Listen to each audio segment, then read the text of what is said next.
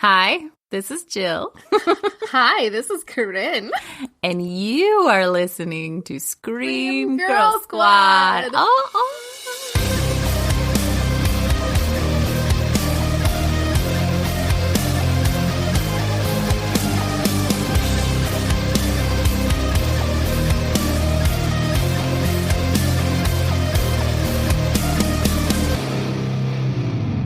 Happy New Year! Hey, happy 2020. 2020, that just sounds weird. I know. I love all the memes about the future, though. Like, my favorite is the one with the person who can't math. And it's like, can you imagine? In just 80 years, it'll be the year 3000 or something like that. And you're just like, oh, no, that's not how this works. That's the kind of thing I could see me saying. Yeah. It would take an inch of inebriation to get my math skills to sink that low. It took me a good minute looking at it to be like, what do you mean that's not how it works? Well, hopefully this episode we won't be forced to do any math. I'm fairly confident about the ages of all the characters. So we're pretty good.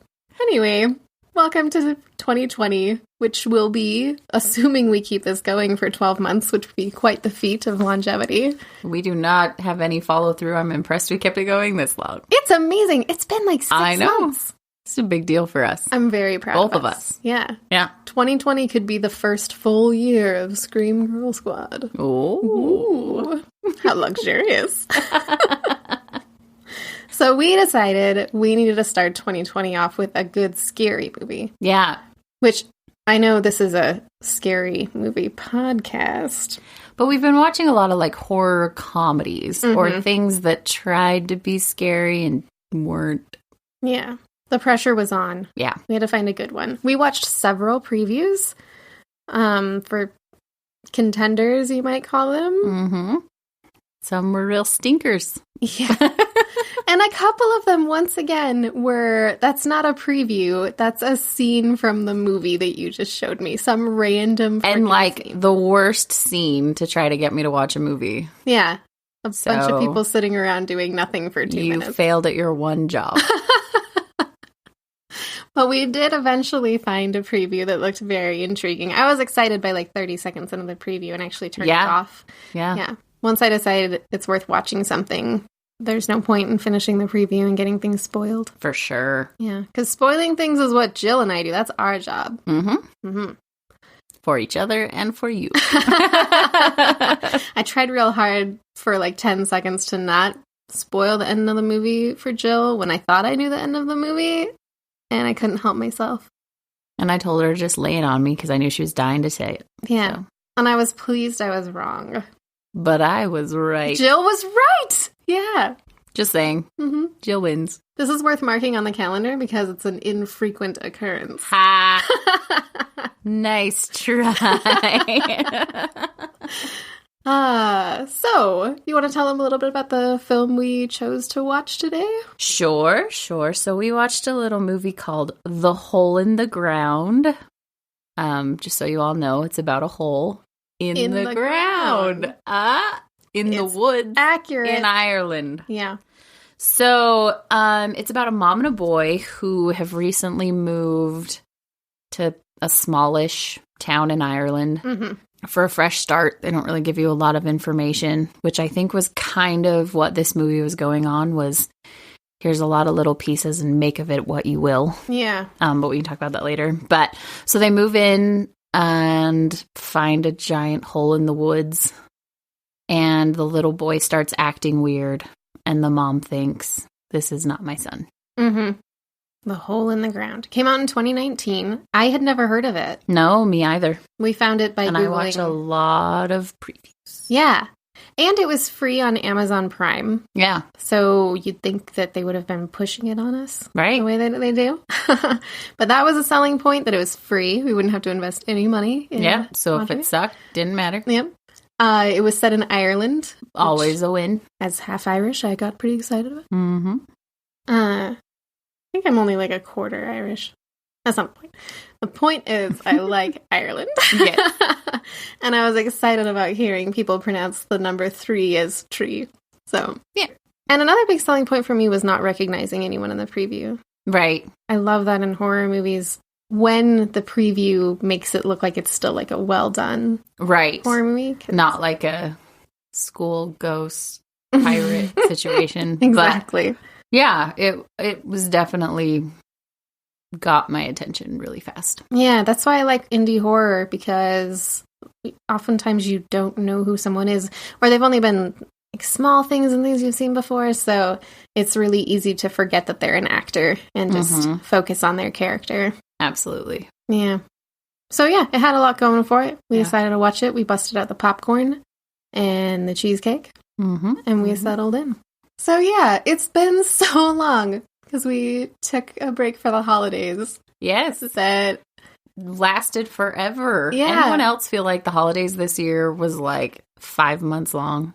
I think part of it I'm is exhausted still. And I got sick over it. I always do, yeah. Everyone seemed to this year. And I think that made it feel longer because there was great big stretches of me just like laying around. But I was surprisingly productive over this holiday break too. Me too. So that's nice. I know you did your pantry. It's so cute. It's happy. Yeah. We rearranged our house a whole bunch. Yeah. Yeah, feeling pretty good about it. 2020 is off to a great start. It's going to be great. I feel pretty happy with the first film that we watched for 2020. Absolutely. I really enjoyed it. Yeah. And saying that reminds me of how our podcast works and the general flow of things that we've established over the last 6 months. It's been a long time. I feel so rusty. This feels weird. Yeah, but I like it. It's good weird. Anyway, if you decided that the first episode of 2020 was going to be your first time joining us weirdos for our podcast, we shall explain to you how our rating system works. And we're sorry. No. You mean you're welcome. You're welcome. So, we always rate movies on 2 scales of equal importance. The first is how much fun we had watching the movie. The second is how scary the movie was. Because you can definitely have super scary movies that are no fun and really fun movies that are not scary.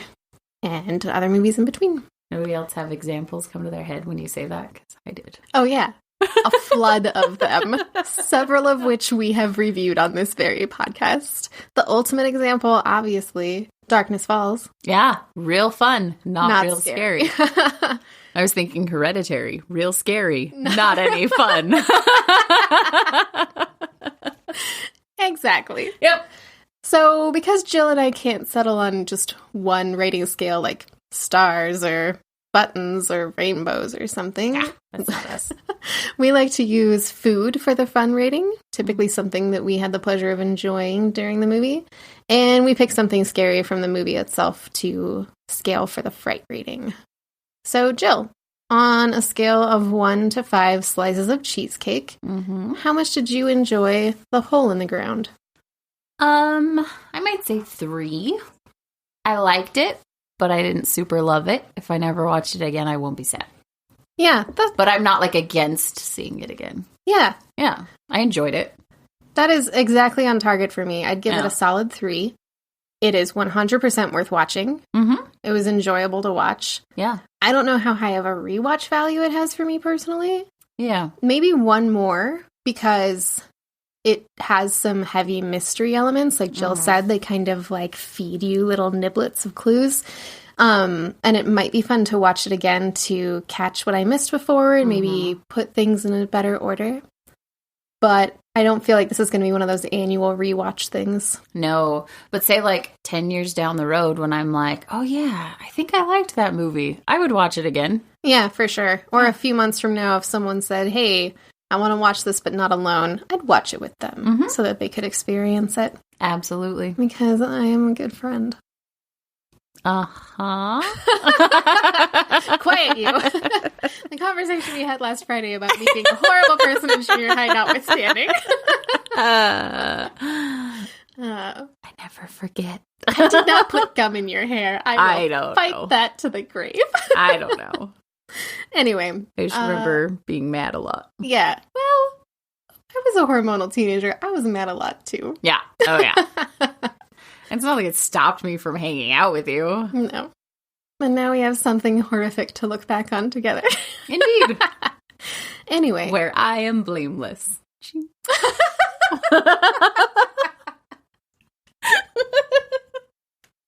I can't stop laughing. Oh, I missed this over the break. I didn't laugh nearly as much over Christmas because I didn't get to do this with you. So, yeah. Yes. 3 slices of cheesecake good. Yes. How about Fright rating? And what would we use from this film for a Fright rating? Holes? Yeah, Jill. On a scale of 1 to 5 holes. Which has no potential for awkward misunderstandings.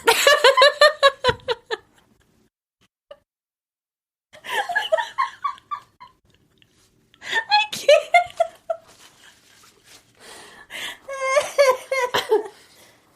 Oh my.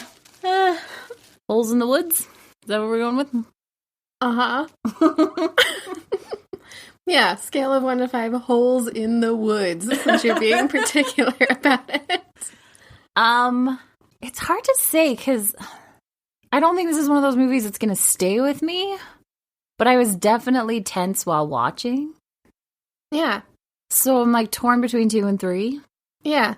I think it may have been more scary for me if I was a mom. Yeah. But I think... But, like, I'm going to go with 3. Yeah. I can get into more detail about why later, but it was creepy on a different level than just the basics. Yeah. They did a great job with everything from the music to, like, drawing out tense scenes. Yeah, cinematography, everything worked really well. So it kind of kept you off kilter a little bit and kind of uncomfortable. Mm-hmm. So I think it was really effective. I'd go Agreed. with a 3 as well. Okay. So 3 slices of cheesecake and 3 holes in the woods. Filled with cheesecake. Well, that sounds delightful. Made presumably by Keebler elves, I guess. Ooh. Yeah. So should we dive right in? Because I kind of want to talk about what worked and the few things that didn't. Yeah, I'm all for it. Let's do it. Spoilers. So I love the way this film opened. Me too. It was so well done. They had like a really long, slow shot of the main character, a woman named Sarah, who for most of the movie, Jill and I both thought of as Mom. Yeah. And she's got this kind of sorrowful look on her face. She looks distressed. Yeah. For sure. And she's just staring at her son, who's in like a funhouse mirror. Pulling weird faces. Yeah.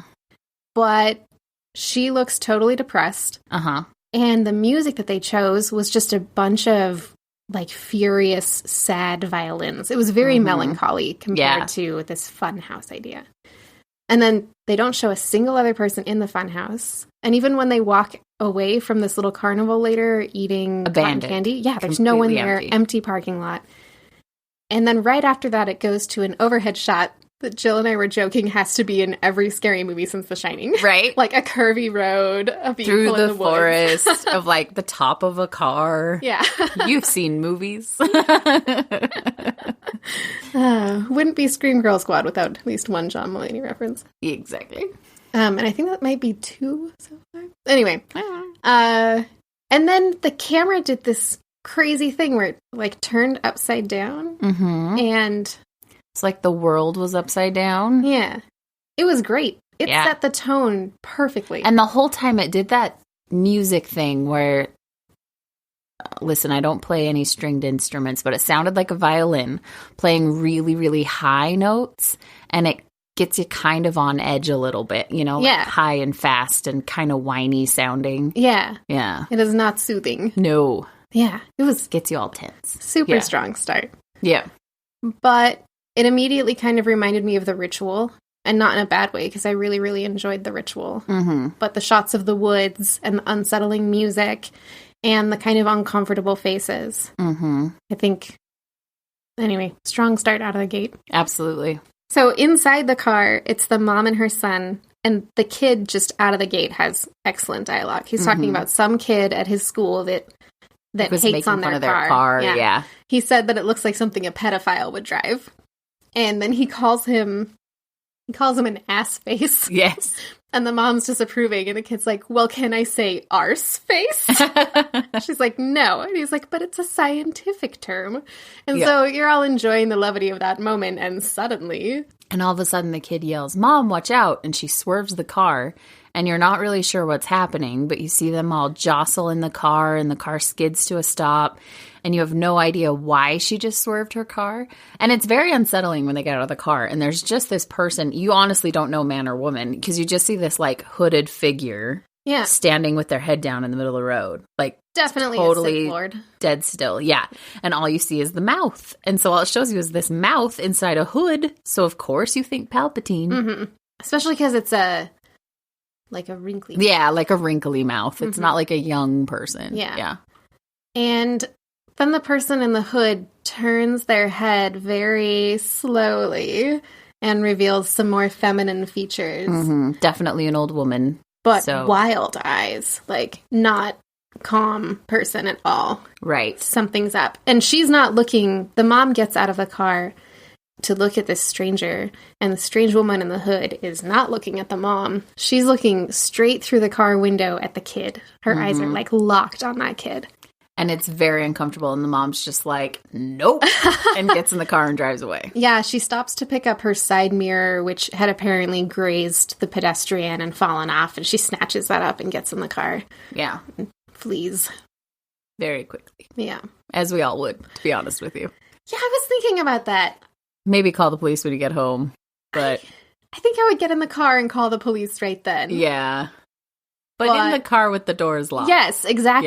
Yeah. Because too unsettling. And especially if the stranger is eyeing your kid. Right. Like a vulture ready to snatch up its prey. Yeah. So we're not sticking around for that. Yeah. So they go back to the house, and they're kind of just showing their everyday life, right? And they show that they play this game where the mom just all of a sudden starts counting down.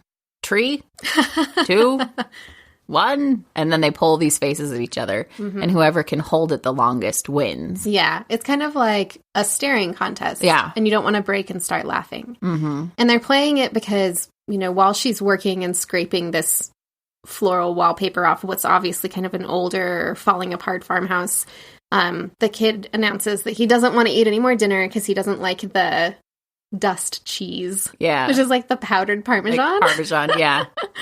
And so she plays the face pulling game with him and wins and tells him you need to eat more of your dinner. Yeah. So, and then she goes down into the creepy basement. That number one. Basements are always creepy. She has to unlock from the outside with a skeleton key. Yeah. Like, the basement is not easily accessible, and it has one of those flashing, buzzing lights, and it's just not okay. And I don't remember why she goes down there.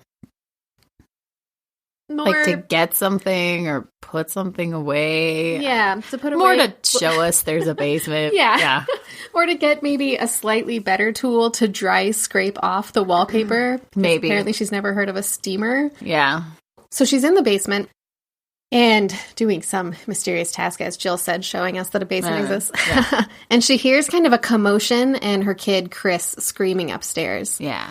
And she goes running up there, and he's standing on top of a chair, pointing in the corner with a hand over his face. He's totally terrified. Yeah. Giant spider, which they then zoom in on for me. Yeah, Brandy, don't watch this movie. You hate spiders. I am going to have nightmares just about that part. So. It was not your average American one either. It was the kind that I guess I should say it depends on the place in America where you live. Yeah. But where we are, it gets very cold and it's very dry, and thankfully that combination results in pretty little spiders for the most part. Except for come in your house. Hey, the spider in this film is way bigger than anything I've ever seen in my real life. So. I don't know. They might get that big in my parents' house. 10 feet from your house.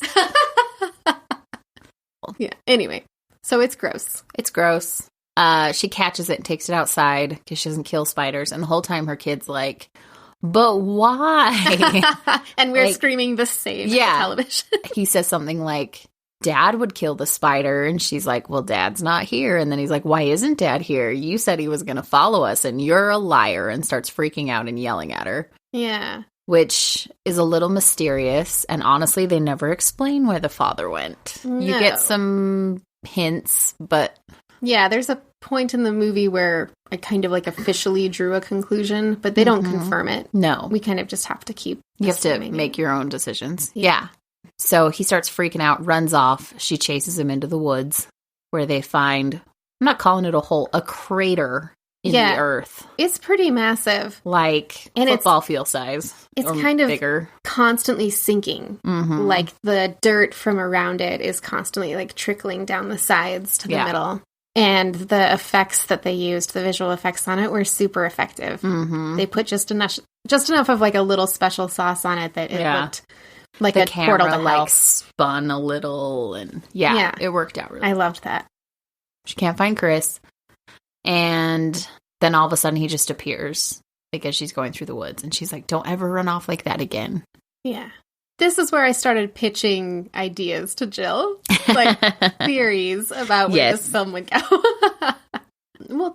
We'll get into those, but this is also where they started kind of making you feel unsettled, and it's something that happened in the movie Jill and I watched last episode, Anna and the Apocalypse, where the scene changes were a little bit abrupt. And they didn't do a great job of explaining what was happening. No transitions, yes. And in Anna and the Apocalypse, it felt disjointed on accident.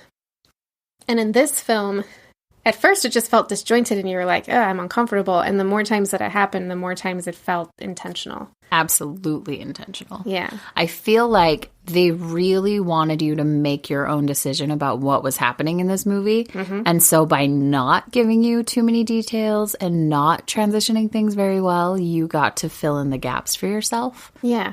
And I kind of liked it. Yeah, and I feel like it painted Sarah as kind of an unreliable narrator, you know? Mm-hmm. The movie is essentially through her eyes. There's no voiceover narrator, but we're seeing things as she's experiencing them. Mm-hmm. Never from anyone else's perspective. Yeah. We never follow the sun without Sarah being there. Yeah. And so it felt like kind of these little cracks in her own reality were starting to form. Mm-hmm. And you weren't sure, and she wasn't sure what exactly was going on. Yeah. So this is where that sort of started happening. Yes. And I'm going to go ahead and say, through this whole movie, I think the idea was you don't know. Is Sarah crazy or is something really happening? Mm-hmm. And this is definitely where you start getting that impression. Yeah. Yeah, for sure. Yeah. So anyways, it cuts to dinner party. Very abrupt cutscene. They're at a dinner party. You have no idea who any of these people are, but within a few minutes, you're like, oh, okay, Sarah's got friends already. Mm-hmm. That's good, you know, but they don't give you any explanation. They don't have to, really. Because I kind of always hate that in movies where they're like, oh, Sarah, good to see you again since that last time when we met at university or whatever, you know, where they like... You don't talk to people that way. Yeah, it felt totally natural. Yes. Because over the course of this seemingly mundane conversation, they sprinkle in details that let you know Sarah is friends with a teacher. She's also friends with her boss. She works in a shop for a woman. Mm-hmm. And that she's been in town for a few weeks is all. Yeah. So, and it worked really well. I mean, you got the information you needed without any fake dialogue. So I enjoyed it. Yeah. Yeah. And then they start talking about a strange woman that lives in the town that they call Walkie Talkie. Yeah. Which they said, you've probably seen her by now, Sarah. She lives near you in the woods. Mm-hmm. And Sarah's like, uh-huh. Why, yes, indeed I have. And then she's like, oh, yeah, Palpatine. I'm with you now. Lines not actually in the movie. But they kind of explain that this woman... whose name is Mrs. O'Reilly, but they call Walkie Talkie, that when Sarah's boss was a little girl, she was in school with Walkie Talkie / Mrs. O'Reilly's son, James. And she kind of had an episode, some kind of break, and went into a hospital for a brief period of time. And when she came out, she killed her son. Yeah. And some people at the dinner table seem to think it was intentional. And Sarah's boss says, no, it was a tragic accident. Yeah. And they do say her psychotic break was that she came to school and started freaking out in his classroom, and they had to like detain her in the principal's office and then cart her away. So it was pretty traumatic, it sounds like. Yeah. And her boss says he was in her class. So I think she witnessed this whole thing. Mm-hmm. So she probably is a little more sensitive to it than other people who were just hearsay. Everyone else at the table was younger, and it probably became the stuff of legend by that point. And so... And she seems to have actually known them and has some empathy for the situation. Mm-hmm. Yeah. So that's another mystery that they throw at you. Yeah. Is what's the deal with that? Was it a tragic accident? I really liked how they were kind of feeding us questions. And, And you're... And this... So what I thought was going on at this point, I think it's safe to say. Yeah. Oh. I was convinced the kid was dead. Mm-hmm. Because no one else apart from Old Lady Palpatine has looked at the child. Yeah. And he's not at the dinner party. So I was just waiting for the end of the movie when it's like, he's been dead all along. John, that bathroom's been closed for 4 years. And I wasn't quite sold on that yet, but I wasn't brushing it off either. Yeah. So I liked that it kind of, even for someone like me who can't help but guess ahead constantly, it had fed me just enough of weirdness. And I feel like they did that on purpose. That they kept anyone else from looking at the kid. Because of that whole scene at the beginning where there's no one else at the carnival. I was like, she had to be imagining that whole thing. Yeah. So anyway. Yeah. I was pretty sucked in and engrossed in the mystery at this point. Agreed. Well, and I wanted to know, well, what happened to the dad? Why are they here? Where, Yeah. So then it cuts again to the middle of the night. And the mom hears noises. She goes to check on Chris. He's not in his bed. Mm-hmm. So she wanders outside, and it did the awesome, creepy, like wind blowing through the laundry, hanging on the line thing that has scared me ever since the OG It. And you're just expecting demons in the laundry, right? So she's standing there. It's windy. The laundry's blowing. She wanders into the woods. All of these things. You're like, woman, no. Why? Yeah. But her son is missing, so of course she's going to. The atmosphere in the scene was so effective that I had to go get a blanket because I felt cold. Yeah. It definitely was. It was so good at getting you all on the edge and scared and tense and where's the kid and what's happening. Yeah. And she wanders into the woods. And she has a flashlight with her. Yes. And the way they filmed this scene was kind of her point of view with the flashlight, looking around the trees, shining on tree branches, the way that the shadows and things changed. We've talked before on the podcast about creepy experiences in the woods, and that's just scary on its own. And they capitalized on it. I mean, anytime you're in the woods with a flashlight, you're scared. Yeah. Flashlights do not make you less scared in the woods. Just tip here. So she shines it across a tree and something moves behind the tree. And she slowly creeps around it and there's nothing back there but like a pile of sticks. And at that point, she flees the woods. And she goes home and she calls the police. Or goes to call the police. And then Chris comes wandering out and he's like, what are you doing, Mommy? And she's like, where have you been? And he's like, I've been here the whole time. And she's like, no, you weren't. And that's when you're first like, well, crap. Was he here? Was he not here? Yeah, exactly. Like, what's happening? And she feels the same way. Because the next scene, she's talking to a doctor about, I don't feel like I can trust what I see. Yeah. And the doctor gives her some medications. And asks about the scar on her head. Yeah. Which she sort of brushes off. I got in an accident. It hurts sometimes. It's fine. Yeah. This is the first time you see the scar, too. Which she says it's a year old. It looks crazy fresh. Like, really red and almost like it was recently bleeding. Yeah. I can agree with that. Other than I have surgery scars that are like looked fresh for a long time. Really? Yeah. Oh, okay. Like my ankle's still pretty red. And how long ago was that one? Last April.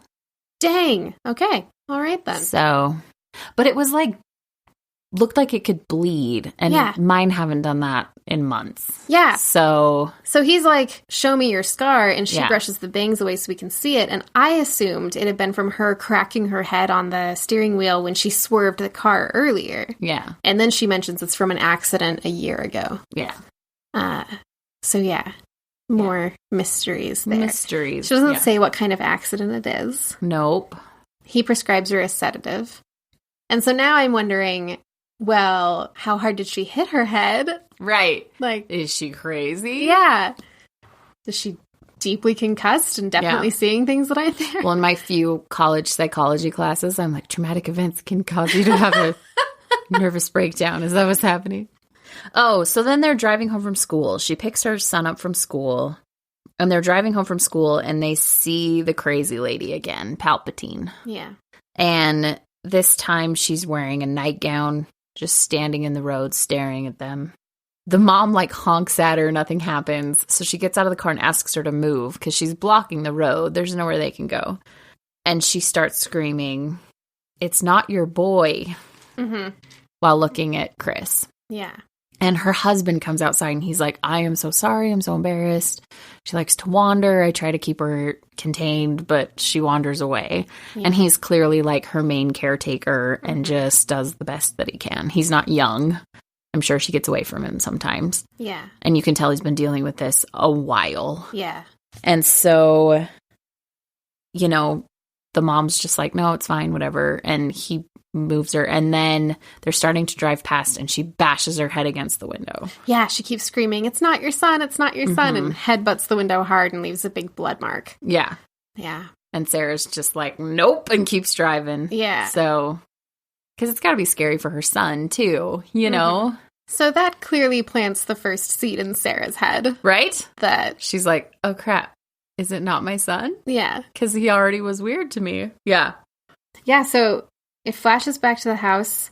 It's nighttime. She's scraping the floral wallpaper again. Yeah. And kisses her son goodnight.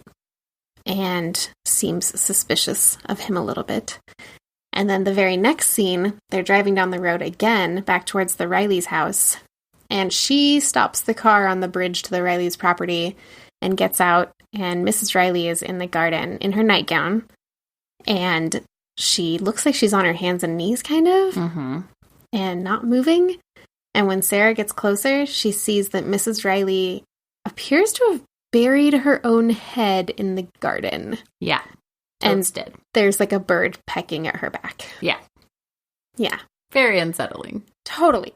So the next scene after that, Sarah's sitting back at her own kitchen table. Some man is reading what sounds like her own statement to her. It's a description of what she found Mrs. Riley doing, so I assume it's a police officer who's reading her statement to make sure that... And I think at one point he says, "Sign this statement for me." Yeah, like he's like, "Do you want me to change anything I read back to you?" Yeah. And she, like, dozes off, kind of. You know that thing when you stare at someone and you kind of space out? She's kind of doing that, staring at her son with another cop in the other room, and they're arm wrestling. And all you can see of the other cop is his arm. Yeah, and you see her son, like, arm wrestling him, just all of a sudden snap his arm. Yeah. And then it's like she snaps out of it, and none of that actually happened. Yeah. So then you're like, wait, what? Like, clearly she's imagining these horrible things from her son who's doing absolutely nothing. So you're like, oh, snap, she's going crazy. And they're playing the scary violin music again. Yep. So, really good effects on the arm snapping, too. Yeah, it looked real. Much better than back in the Scrooge days when he snaps off the skeleton's arm. So her... what may or may not be delusions are definitely intensifying. Absolutely. And quick. Oh, and then it cuts to this weird scene where she's taking a shower and her head is bleeding, but like nothing happened, and then they just don't talk about it again. Yeah. So like we noticed with her scar, how it looked like it might be about to bleed. Yeah. There's blood on the towel, there's blood on her fingers, she kind of touches her forehead. Yeah. No explanation there. Nothing. And then it cuts to her going into the shop. And her boss is like, "I told you to take a couple days off." And she's like, "Oh, I was going crazy. I had to come in." Yeah. And her boss is like, you can tell wants to hear the gossip, but doesn't want to be intrusive. And so she's like, "Is it true how they found her?" And then she's like, "Never mind. Don't tell me. It's not my business." Yeah. And then she starts asking her boss, like, do you ever feel like you don't recognize your kids? And she's like, oh my gosh, all the time. They go from angels to demons in 2 seconds, hormones, and, going off on all these things. And she's just standing there like, that's not what I meant. I meant something much darker. But I'm not going to push it. Yeah. And you can tell she's like, oh, this got awkward. Okay, I'm not going to talk about this anymore. And just kind of lets it go. So then the mom goes to the funeral for Palpatine. Yeah, Mrs. O'Reilly. And it's like they have mirrors all over the walls, and they're all covered in black sheets. Mm-hmm. Yeah, it's a strange number of mirrors. No one has that many in their house. No. Well, and I mean, like, Caryn and I are fans of the no mirrors, but they have tons of them. Yeah. Tons. Like, more than grandmas have pictures of their grandkids. Mm-hmm. Like, everywhere. Mirrors. And every single one of them is covered with a black cloth. Yeah. And there are a lot of different superstitious reasons to cover mirrors with black cloth if you're in mourning. Like if there's different religious beliefs and prescriptions for you should cover them for 7 days or however long. Mm-hmm. And different reasons, like that you're not supposed to adorn yourself while you're mourning. So why would you need to look in the mirror to see if you look okay? But one of the reasons to cover mirrors with black cloth is one of my absolute favorite spooky things in the world, which is this idea that when someone passes away, the departure of their spirit leaves a void that's like a vacuum. And that void pulls in other entities. Kind of like in Insidious, how the kid, because he's astral projecting, he leaves his body and that creates a vacuum that's attracting these like demonic forces. Kind of like that. And the idea is that if you see one of them in the mirror, either bad things will happen to you because you've caught a glimpse of one, or they could potentially enter your spirit through the mirror because of the spookiness of mirrors. Mm-hmm. Or, this is my favorite, you just don't want to spook yourself, so cover the mirrors up so that you don't see these little visitors, and after a few days they'll stop coming. So all of these things, as I'm seeing these rows upon rows of black covered mirrors, my brain's like clicking away like, oh my gosh, like maybe there's like demons or something. Yeah. Again, they're feeding me little clues that may or may not have anything to do with what's actually going on. Mm-hmm. It was really effective. I like it. So yeah, I don't like mirrors for all of those above reasons. That's fair. Yeah. Me as well. So, yeah, she goes in and she tries to lift the veil off the corpse. Like she wants to get a look. And the husband walks in and she stops immediately and he offers her a drink and she's standing there all awkward like, I wasn't trying to look at that. And she points out the picture of their son to the husband and he says, he kind of goes into more detail about what happened with his wife and that she said she was noticing these things, just tiny things that only a mother would recognize. And the whole time, Sarah's standing there like, yep, I got you. I know exactly what you're talking about. And he says, and then it just got worse and worse. And then he said that he is actually the one who hit his son with a car. And he said he just ran out into the road and there was nothing I could do. Yeah. And that was really interesting to me because we thought it was the mom had like run him down. And so then I had all these questions like, well, did the mom push him? Was it really an accident? Yeah. Or, like, you don't know. If the mom pushed him, did the dad know that the mom pushed him? Right. Yeah. Did the dad know what was happening? Was any of this, like, was it a plan? None of this was ever played out. Yeah. So I kind of like that it left it unanswered. Mm-hmm. Because again. I also like the way that he described what happened to his wife. He said that the doctors at the hospital gave a fancy name to the, quote, fuse that blew, but that it didn't help fix anything. Yeah. Knowing what it was didn't allow them to actually help her get any better in her case. But the one solitary piece of trivia for this film in IMDb is the fancy name that the psychologist gave his wife's condition, which is apparently called Capgras syndrome. Which I looked up because I'm me. And so it's when you don't trust your identity or the identity of others. And so like a big part of that, part of the therapy is looking in mirrors and like being able to accept what you're seeing. And very well connected here. Don't like big mirrors because it's harder to trust what you're seeing through a giant mirror, but little mirrors are more reliable.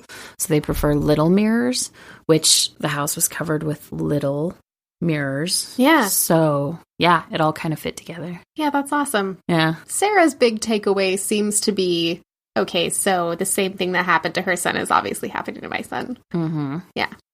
And you can tell she's like, yep, somebody's possessed all of the children, and I'm terrified. But like any good scared person, the very next thing that she does is go for a jog alone in the woods. Oh, for sure. That's how I handle my fear. So yeah, she goes back to the crater. Oh, and it had a really good shot of it spinning from overhead. And the mom sees the hole start caving in, and then she just like snaps out of it. Yeah. Because again, Is she seeing it? Is she seeing things, or is it happening, or is it... Yeah. But no idea. One thing she definitely sees is her son Chris's kind of G.I. Joe looking doll, which he called Chuck.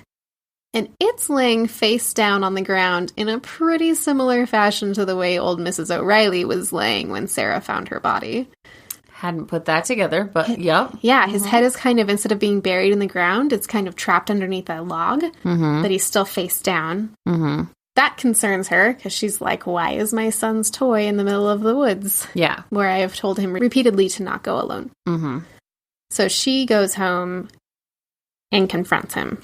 Or does something happen between them? So they're having this really awful scene where they're eating spaghetti. Oh, so painful. So awful. And all you hear is like a small child slurping spaghetti and... close-ups of his mouth filled with spaghetti noodles and sauce. And listen, I'm definitely one of those people with misophonia or whatever. Mm-hmm. I can't handle mouth noises. Yeah. I once hit an apple out of my best friend's hand because she was eating it too close to my face.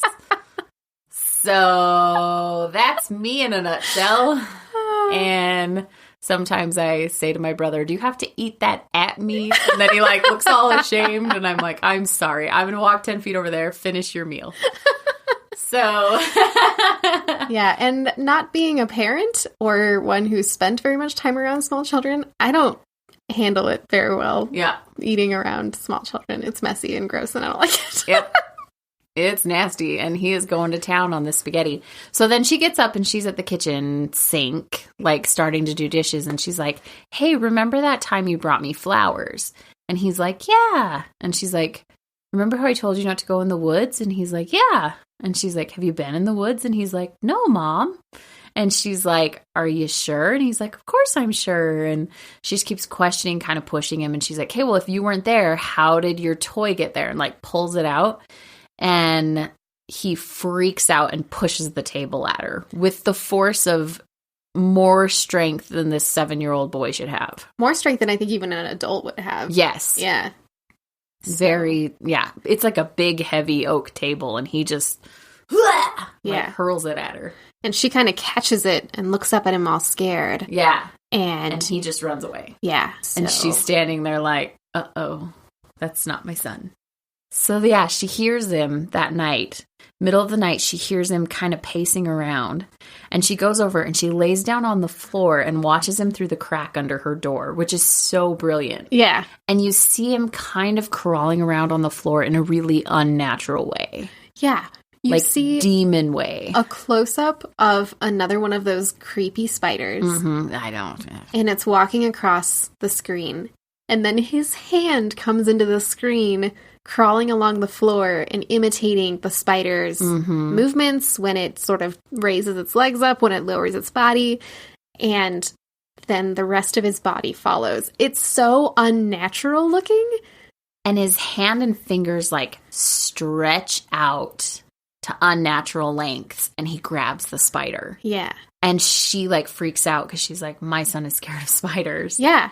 And she, like, peeks through the keyhole, and you see him stand up in that way where, like, every bone in his back pops and his shoulder blades come up first, and it's like this unnatural, like, you know, shift into human form kind of thing. Definitely. And then he eats the spider. Ugh, and it's half sticking out of his mouth, and his little legs are between and not in a funny way like Dracula Dead and Loving It, in like a horrifying way. Yeah, it's gross. Yeah. So next scene, they're back at the doctor.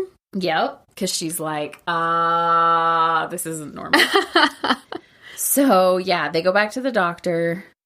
And the doctor's like, he's fine. He's a totally healthy boy. And she's like, he ate a spider. And he's like, sometimes kids do that. And she's like, no, not my son. He is terrified of spiders. And the doctor's like, have you been taking your medication? And she's like, what? Yes? Yeah. And then he's like, I have some questions about your head. Are you sure it was an accident? They gave you that scar. They gave you that scar. Yeah. Which is what Jill and I had been wondering, too. Right. Because Dad's out of the picture. Sounds like they left in a hurry. She said he was going to come, but now she's, like, not answering questions about Dad. Yeah. Definitely, at this point, I'm thinking abusive situation, and he gave her that scar. Mm-hmm. Yeah. Which, again, would be traumatic enough to prompt a psychotic break. Yeah. So they're, like, laying all this groundwork, right? Like, did she really snap? Is she going into defensive mode, which makes her brain do its own thing? Mm-hmm. Or, like, is she really having a demon son? Like, you really don't know. Yeah. And I love it. Yeah, I loved that it could totally go either way. Yep. And I was thinking either ending would be completely satisfying to me. For sure. Yeah, because they were laying down both tracks so well. Yeah, that I don't think I would have been mad with either one. So then they go home and she hides a camera in her son's wall. Yeah. Like, kind of bricks it into the wall, which is interesting. Well, the son's room is so meticulously organized. Yes. That there's nowhere else for her to hide it. His Legos are in jars. All of his little dinosaur figurines are all perfectly lined up in a row. His books are all in order. The stuffed animals are... Which, that's weird. Uh-huh. I don't know like a 7-year-old boy. I don't know any 7-year-old in general who would do that. Oh, yeah. Certainly I wasn't like that. Mm-mm. I'm a 35-year-old woman. I'm still not like that. So, yeah, the fireplace is kind of bricked over and she pulls out a brick so she can tuck, like, kind of an oldish digital camera back there that she got at the thrift store where she works, and turns it on and puts some little rocks in front of it to sort of hide it from view. And she stands back to sort of admire it and see if she can see it from the room. And of course the kid is right there. Hi, Mommy, what are you doing? Yeah, and she's like, laundry. Grabs his clothes and leaves. And then the next scene is her hanging the laundry up outside at night. And the kid is just watching her creepily from the window. And she's just like, this is totally normal. Everything's fine. Like, trying to be calm, and the whole time she's, like, freaking out. In my brain, it was the reverse of the scene in The Simpsons where Marge is watching Bart from her bedroom window and he's flying a kite at night. She's like, there's just something so unwholesome about flying a kite at night. And he looks up at her and says, hello, mother dear. Yes. And at this point, he had kind of a Omen sort of situation where he was just standing there staring at her, and you were just like, oh, snap, that kid is Satan. Oh, yeah. The scales are fully tipping towards there's something not right with this kid. For sure. So the scene after that, he's humming scales to himself and combing his hair way too aggressively. Yeah. Just for a while. Oh, in between that. Or maybe that. No, I think it's a little before that. Oh, yeah, She's watching her son eat cereal. So we had to have another kid eating noisy food scene. And I really wonder if they did it for people like me who can't handle those noises. Just because of the way it was happening. Like, how can we put people on edge? We'll have a kid crunch his cereal into the camera. You know? Like, it really kind of felt that way. Because it really did just, like, put all of my, like, fears up. You know, like, I was not okay. Well, and I think it was also showing some distance that was growing between Sarah and Chris. Because I don't know very many mothers who have that same level of problem watching a kid eat as I do, especially if it's their own kid. Well, I think you get kind of immune to your own kid. Yeah. But because she's no longer sure that it's her own kid, now she's sensitive to it. Yeah. And she's totally bugged by these obnoxious noises that he's making. Yeah. And then she has sort of another one of her situations where he comes up and he's like, hey, Mommy.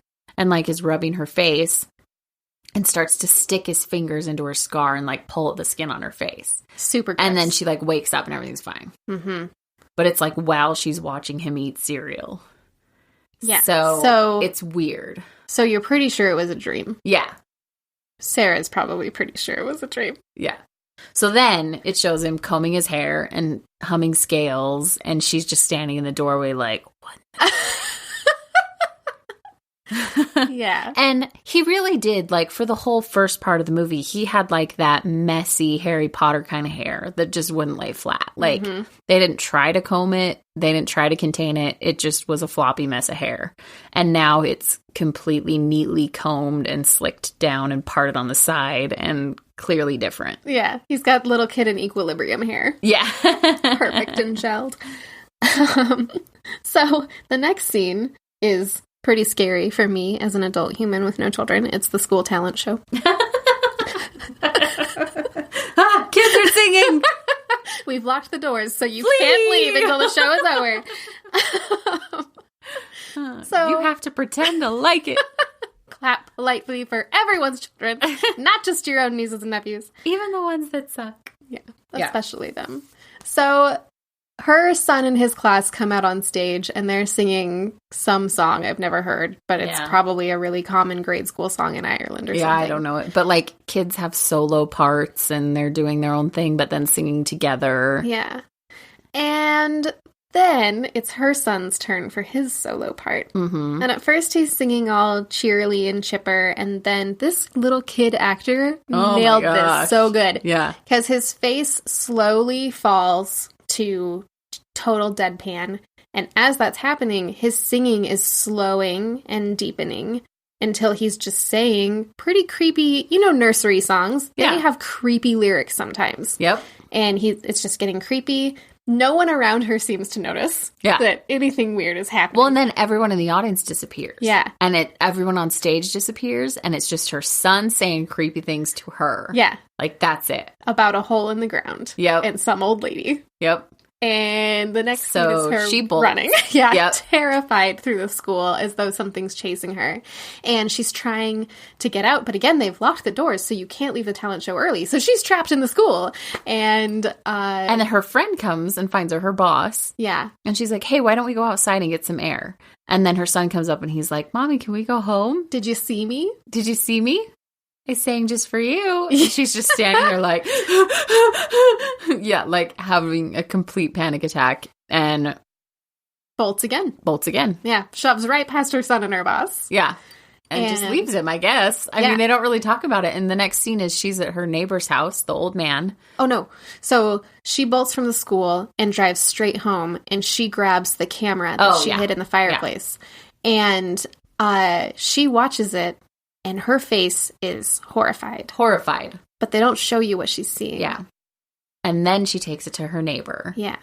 And I think she says, like, what kind of things did your wife say? How did you know? Did you really think she was crazy? Or is there any chance she was right? Yeah. And he sort of explains about the absurd number of mirrors in the house. Yeah. And he says, it was 30 years between James dying and Mrs. O'Reilly dying, and every single day she checked me to see if I was still me. Mm-hmm. And he said the mirrors always tell the truth, and so she would check me. And so basically he was saying until she died, she believed that there was something wrong with James. Mm-hmm. But you can tell he doesn't quite believe it. Yeah. But he doesn't quite not believe it. Right. Like, he's not even sure. Yeah. And so then, which would you be? I don't know. I mean, I don't know. It's a question I hope to never have to answer. Right? So she shows him the camera and she's like, look at this and tell me what you think. Mm-hmm. Yeah, so he's watching it and his face is concerned. Mm-hmm. But he could be concerned because she's videotaping her son? Yeah. Or because something on the video is weird. Like, again, either way, they don't show us. Yeah. And she's saying, look, the proof is right there. My son isn't my son, and James wasn't James. Chris isn't Chris, James wasn't James. She keeps saying it, and he's like, stop that, and throws the camera because he's angry. Mm-hmm. And she says, well, then tell me I'm wrong. Tell me I'm crazy. And he says, I can't. And leaves. And is it that he can't because he knew there was no way to logic with his wife and there's no way to logic with her? Or he can't because he believes her? Yeah. You don't know. You have no idea. No idea. Great scene. But he just leaves. Yeah. Yeah. She comes home, house is empty, and she runs into the kitchen and she's frantically using her keys to open up the camera because it's like the screen is busted and cracked and you can't see it. She's trying to get out like the video She takes card out the memory yeah. card. So as she's doing that, there's movement, gentle movement in the behind her. Yeah. His hand moves. You didn't even see it before, but he's like facing away from her in an armchair. In an armchair, so you don't even know he's there. Yeah. Yeah. He's just He's doing that creepy thing of sitting in an armchair waiting for someone to come home, like in the dark, so you can turn on the lamp when they walk in. So he stands up and comes up to her and he's like, "Why did you run away from me, Mommy?" And I don't like to be left alone. Don't do that ever again. Yeah. And then weirdly like, touches okay, her want face some again. Pasta? Yeah. Yeah. She says, "I'll cook you your favorite." Yeah. And then she's cooking and the garbage can. Yeah. You see the pills in the garbage can. They kind of focus on it, but don't really show you too much. And so then they're having pasta with the powdered cheese. The dusty cheese that he doesn't like. And he's like, "Aren't you going to have some, Mommy?" And she's like, "No, I don't like the dusty cheese. Remember? It's your favorite." Yeah. And he's like, "Oh, right." And takes it and puts it all over his pasta. Yeah. And honestly, at this point, the way she's watching him eat, I'm like, I asked Caryn, I'm like, "Did she drug him?" And she's like, "No." And I was like, huh?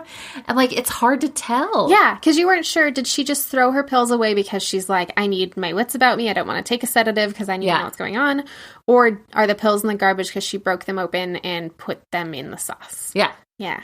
Or the cheese. You don't know. Yeah. You don't know. So he's just eating his pasta. And then she says, "You know what we haven't done in a while? We haven't played our game," which was my prediction from the beginning of the movie. So I was like, well, she's going to have to make him play the game and he's not going to know how. Yeah. And so she starts counting down and he doesn't do anything. And so she is like, "You're not my son. I don't know who you are, but you're not my son." And which is so terrifying. Yeah. Like, what if she was wrong in that moment? And this poor little boy, who's old enough to remember everything from this point forward in his life, has this memory of his mom standing in a kitchen screaming at him that he's not her son. It's kind of like that internet sensation that isn't funny, where they try to convince the kids that they're invisible. That is not funny. Yeah. Not funny at all. Terrifying. Anywho, so kid freaks out and starts attacking his mom. And I love how they did this so that you never see like a fight with the child. But they go into the kitchen and you're watching like from the living room looking into the kitchen. Through a doorway. And they like go off camera. Yeah. And you just hear the scuffle, hear the fight, watch her fly across the room, and then he just walks after her. Yeah. So you know there was a struggle, but you don't have to see her fighting a child. It worked really well. Yeah, yeah. And obviously the speed at which she's like thrown across the table is like, again way stronger than a little boy. Yeah, yeah. Exactly. Mystery solved. Yeah. So the next scene, she's being dragged across the ground by outside. Her hair. Yeah, by her hair, which is great. She's covered in like blood. Mm-hmm. And there's a hole in the ground. Yeah. A little one. He's like digging a hole and you're like, oh snap, he's gonna put her face in the hole. And he does. Yeah. So at this point you realize he killed Mrs. O'Reilly. Yep. For pointing out that he's not the son. Yeah. So, and that's apparently his method of choice for murdering someone. Yeah. Is to put their face in a hole.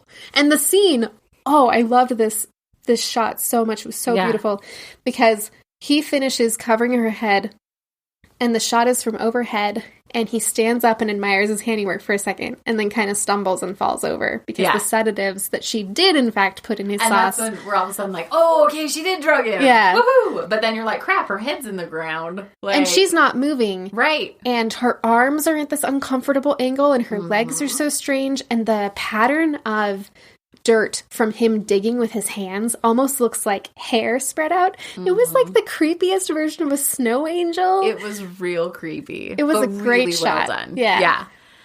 So then she starts to move and you see her like pulling herself out.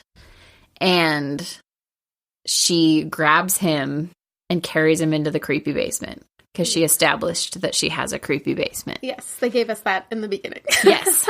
So she takes him down into the creepy basement and she tie him up? I don't remember. No, I was like, tie him up. He's a demon.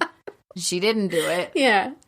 But what she does is she notices the side mirror that she had picked up off the ground after kind of grazing Mrs. O'Reilly. So she grabs her car's side mirror, and the fluorescent light, as Jill noted earlier, is flickering above for this scene, and she takes the side mirror and way too slowly, to be honest, shows us that there's a weird face. He's got a weird fairy face. Yeah.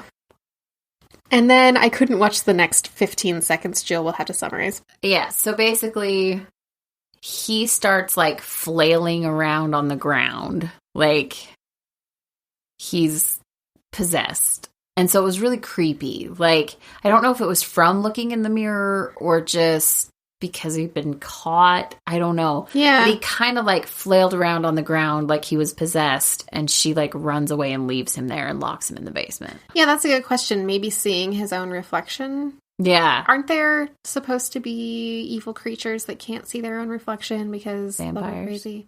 No, I don't know. But the fluorescent light flickering was way too much for me. Way too much. Way too much for me. So I didn't watch the whole thing either because it was too much for me. Yeah. And, you know, it was a lot. It was hard to watch. Yeah. And hard to tell what was going on, to be honest with you. Yeah. But yeah, he was like writhing about on the ground and the lights were flashing. And it was like every time the light would flash, he'd move in some creepy way and make some weird face. And so it was definitely creepy and unsettling, but hard to follow. Yeah. And he's shrieking this weird, unearthly howl. Just weird, definitely howl, yeah. Inhuman, the way that it sounded. And she locks him in the basement, and the howling gets louder and louder and louder, and then fades away weirdly. Mm-hmm. So if I was in that situation, the first thing that I would do, if I was in my right mind, would be to call the police and tell them, I think my son murdered my neighbor because he just tried to murder me the same way. Right? But she's definitely not stable. And so what she does is she goes out into the woods by herself to the big hole, and she climbs right inside. Well, and I'm also a little surprised that she doesn't ask the demon, what did you do with my son? Yeah. Never once does this happen. Yeah. So it's not like, are you possessing his body or are you a completely different person? She's just like, all right, I'm leaving you in the basement and going to the hole. Yeah, well, so I think it's a question of how much of real-world lore exists in the film. Mm-hmm. Kind of like in a superhero movie, are there superhero comic books, or in a zombie movie, do they know about zombies? Because changelings and fairies are super common in Irish lore, and it's in Ireland. So she probably, assuming that exists in the context of this movie, she might know, okay, right, a fairy has swapped places with my baby, and I'm going to go find the real one. Yeah. Maybe. So yeah, she goes in the hole, sinks into the hole. It's a legit sinkhole. Yeah. Like, I was watching it and asking, what is this? Why is it reminding me of something? And Kelly pointed out it was like in the first Harry Potter movie when they're in the Devil's Snare and they kind of hang out still and sink through it. Absolutely. It looked just like that. So when Harry Potter descends into the Devil's Snare, so doth Sarah into the hole. So she goes in the hole. She starts climbing through tunnels, which with just her flashlight, which was a little reminiscent to me of that movie, The Descent, because it all takes place in tiny little tunnels with just headlamps and flashlights. And did you ever remember what the other movie was? No. We remember there may or may not be two movies, one of which is The Descent and the other one isn't, that are kind of similar and have blended together in everyone's collective memory. Because, yeah, The Descent is the one with all the girls. Yeah. And the other one had boys in it. Was the other one through water? They had to scuba dive through water at the beginning? The cave? Is it the cave? That makes sense. Yep, because it had Cole Hauser in it. It's the cave. Oh, yeah. Okay. Yep. So, yeah. And they both came out in 2005. Yeah. So it's like how, you got Armageddon and the other one, like Deep Impact. Yeah. Like a lot of times it's like two studios make similar movies and one is always better than the other one. Mm-hmm. Which one was better between The Descent and The Cave? The Descent. Oh, okay. The Cave was really campy and ridiculous. And ended with one of those like demon winks at the camera, like ridiculous garbage. So, anywho, kind of had that whole I'm in a cave feel. So she's crawling through the tunnels. It's pretty claustrophobic. Yeah. And you're like, it made me nervous. I'm not generally claustrophobic, but I don't think I would enjoy crawling around in dark tunnels. Yeah. So, it had a brief scene that I really, really liked where the camera is just watching her for a second. She's on her tummy and she's trying to pull herself forward and not making a lot of progress. And at first I was wondering if her foot was caught on something, but from the expression on her face, it seemed more like she was wrestling with, what am I even doing in this hole? Yeah. Is any of this real? Where am I going? Why should I keep pushing forward? And I got the impression she was just stuck. Yeah. Because it was a really tight hole. Yeah. And it went on kind of long. Anyway. Anywho. This scene, though, I'm not sure if I was reading into it or not. It's so hard to say. Yeah. Because, again, it leaves it open for your interpretation. It doesn't tell you anything. Yeah. It's all what you make of it, which I think is really cool. Yeah, it was like an effective poem. Yeah. So she goes through the tunnel. She finds a big old pile of bones. Lots of bones. All over these caverns. One is, we assume, James, the O'Reilly's son. And then she finds Chris just laying in the dirt. Yeah. And grabs him. He's completely unconscious. She's lightly slapping him. Yeah. He looks deathly pale. Yeah. But apparently he's alive because she's not, like, upset. Yeah. Or, he must be warm still. Yeah. And as she starts gathering him up to drag him away, the creatures behind him start waking up. Yeah. And I did comment to Jill that this is where every horror movie falls on its face. Yeah. And it did. So they're like these unholy kind of humanoid creatures with holes for faces. Yeah. Which, and in fairness, play on title as well as... We were streaming this through Amazon Prime over Wi-Fi. Yeah. And so sometimes dark scenes like this, you get that weird blocky black effect thingy. That didn't help. Yeah. But yeah, it's still a little weird. Yeah, it looked more like people in interesting costumes than it did changeling monsters. Yeah. It kind of looked about as effective as the monsters in the Silent Hill movie. Yeah, which you commented. Yeah. The Silent Hill monsters are coming. The way that they moved felt like that. For sure. So she starts dragging Chris out of the tunnels. And I gotta say, gets out of the tunnels a hell of a lot faster than she got in them. Whilst dragging a body. Very true. So, I mean, she shimmies right out of there. In one instance, she was being chased. Yeah. So I guess there's that. But I agree. And real easily got through those tunnels. With how small the tunnels looked getting in. Yeah. And I was asking Jill, how is she going to get that kid up that crumbling sinkhole thing? Yeah. No, they don't really tell you that. No. She just is at the end of the hole, and one of the creatures catches up to her, reaches out and grabs her, and turns into her. Mm-hmm. And then she's just like, and cutscene. No, well, kind of. So they keep showing real Sarah, who's dirty and bloody and horrified, looking back and forth at this new fake Sarah, who's clean and pretty and polished and has this steely determination in her eyes. Mm-hmm. And then real life dirty Sarah, like, pulls back her flashlight and, like, clocks the fake Sarah. And fade to black, fade to black. Snap to black, I guess. So, well, and then she goes back to the house. With Chris in her arms.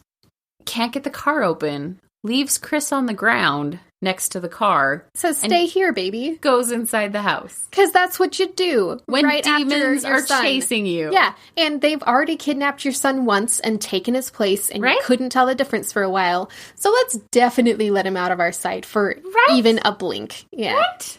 I was real mad. Yeah. That made no sense to any of us, and we're not even moms. Yeah. So, So she goes inside to get her car keys. She hears Demon Chris in the basement yelling like, "Mommy, help me." So then it flashes to her just standing there holding Chris. And just standing there. And you don't really know for a second. And then you're like, wait, do I hear crackling? Mm-hmm. Oh, snap. She burning that place to the ground. And with the guy back, still in it. Yeah. To it burning to the ground. And you can kind of hear him screaming, right? And she's just letting it burn to the ground. And watching to make sure it doesn't climb out. Yep.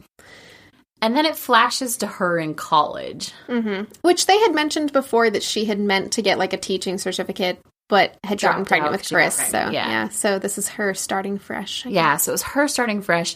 You don't see Chris at all. So it's her, like, talking to people and walking through class. And I said to Caryn, oh, crap, it's the changeling from the woods. Yeah. Like, took over her life. She's having, like, a happy... Yeah. And then all of a sudden it was like, oh, no, just kidding. There's Chris. Okay, they're... He's on a little razor scooter. Yeah. And... they're walking together towards their fancy new apartment. Waiting for the horror movie twist, right? Yeah, you're waiting for that demon wink at the camera. Yeah, like Chris is on his bike and they're walking around. So you see him like riding his bike around their new like apartment complex. And she goes up to the apartment and she's taking pictures of him from above. Through the shades in the window like any normal mom does with their children. So she's taking pictures and one of them looks kind of blurry. And she like panics, but I mean, she's taking action shots from really far away. What are the odds that they're not going to be blurry? Yes. But she just keeps checking her son, which reminded me of what the neighbor said. She checked me every day for 30 years. And right as you're having that thought, the camera pans back and shows you that their wall in their apartment is covered with mirrors. Mm-hmm. And one thing that I really liked that they did is kept panning back until you caught Sarah's reflection in one of the mirrors and saw that she was normal. Yeah.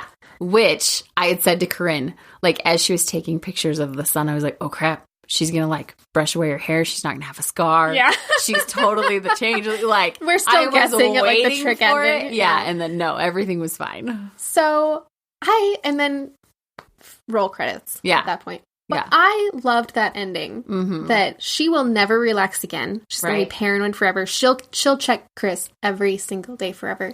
Because there are so many horror movies where all of this traumatic stuff happens, but they cut to credits right after everyone survives. And you don't get to see the aftermath of that trauma. Yeah. And the way that it leaves a mark on you forever. Mm-hmm. So I was super happy with that ending. I also like... that you still don't really know if any of this actually happened or if she is just losing her marbles. Yeah, that's a great because point. She had such vivid like visions of him breaking the cop's arm or digging his fingers into her head or the whole thing at the school like that didn't actually happen. Did any of it actually happen? Or did she just burn their house to the ground and make a move because she thought he was a demon? Yeah. And now she has kind of a coping mechanism of, I'm not going to have to murder him because he looks fine in the mirror every day. Right. Yeah. So what actually happened? So I love that they kind of left it up to you to decide. Yeah. Was she just crazy or is the kid actually a demon? Yeah. The more we talk about this movie, the more I like it. I know. I might bump it up a star. I know. I think we should. I'm totally good with that. Okay, it's a 4. Okay. It's now a 4. Okay. Because the execution was really good. Mm-hmm. I think it was a slower burn during the watch. Agreed. But I can't fault it. I know. And really, after talking about it with you, I was like, no, that was brilliant. I really liked that. I really, like, I've kind of talked it up to myself. Yeah. And I liked it. Yeah. Which... I'm happy this finally happened because it seems like we've rated things a little low and then left the door open for ourselves. Yeah. And then we're like, change our mind. No. Yeah. But this was extremely solid. Mm-hmm. Really well done. I wonder who directed it and if they've done anything else because this was good enough that I would trust this person in the future. Yeah. It was directed by Lee Cronin. I love that the last name is Cronin. I know 2 Irish guys with that last name. And it's Irish as all get out. I'm really, really happy that we picked this one out of, especially given the other movies that we were kind of thinking about watching. Yeah. Although we did watch a preview for The Wind, And I would still totally watch that. Yeah, that was intriguing enough that I definitely want to watch that. Yeah. So maybe we could tackle that one next week, I guess. Yeah. Yeah. Yeah. And as always, if you have any ideas for movies that you think we should be watching, tell us. We did get some suggestions on social media. Yeah. Diana wanted us to watch something, and I now don't remember what it is. Oh, she wants us to watch When a Stranger Calls. Oh. Which is one of my favorites, and I would be all for that. So. And your name is the name of the main character. Mm-hmm. Yeah, so that's pretty cool. Yep. Yeah, I love that one. It holds up. Yeah. So, just saying. And my mom wants us to watch An American Werewolf in London. Oh, I love that one. Yeah. Well, I haven't seen that one since I was 18. Yeah. I was maybe 16 liking it, when I last watched it. But it's time for a rewatch. Yeah. Okay, cool. Yeah. So you guys can look forward to The Wind, When a Stranger Calls, and American Werewolf in London, among others. But if you have ideas, tell us on social media. We're at Scream Girl Squad pretty much everywhere. Or you can send us an email at screamgirlsquad@gmail.com. Yep. And if you enjoyed our podcast today and would like to do us a solid, you could always rate us on iTunes. 5 stars would be fantastic. Yeah. Let people know we're great, and that way other people can discover us and listen to us too. And tell your friends. Be sure to click that subscribe button if this is your first adventure with us. And, shout out to my mom. Yeah. All right. And Brandy, poor Brandy, the first episode, you were so excited for us to come back, and I bet you turned it off as soon as we said spider. Me too, Brandy. I covered my eyes greatly, so.